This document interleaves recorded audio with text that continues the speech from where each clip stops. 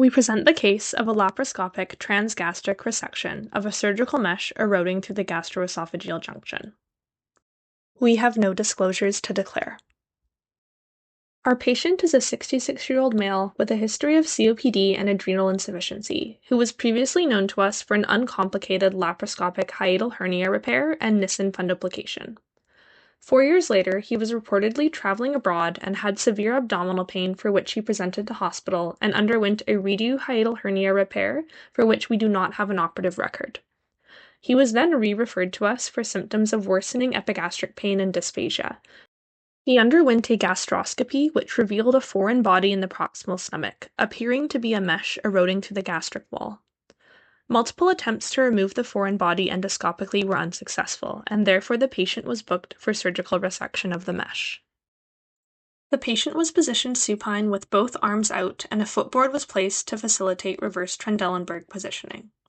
A Verres needle was used to enter the abdomen in the left upper quadrant, and the abdomen was insufflated. A 5 mm port was inserted in the left lower quadrant, and another port was placed right of the umbilicus. The stomach was then grasped and elevated to the abdominal wall to assess the appropriate positioning of the remaining 2 ports.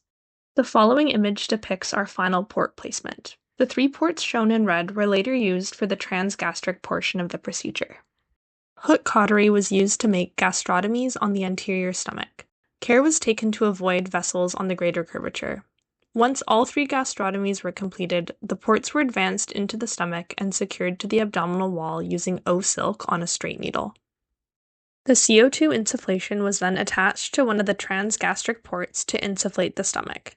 Concurrently, a gastroscope was inserted with its tip just proximal to the GE junction, where a balloon was inflated to prevent gas from escaping and desufflating the stomach. The mesh was identified and grasped, and Metzenbaum scissors were used to cut the mesh free from the gastric wall.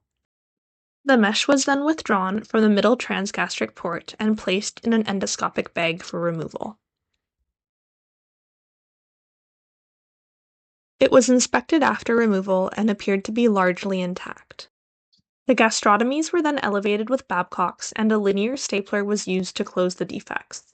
The abdomen was desufflated and incisions were closed in the usual fashion. The procedure was well tolerated by the patient. The patient was kept NPO until the following morning, when a CT with oral contrast was completed, revealing no evidence of perforation. The patient's diet was advanced the same day, and he was discharged home on postoperative day 1 on a full fluid diet. His symptoms had completely resolved, and he was clinically well. Thank you for listening to this presentation. We look forward to your questions and comments.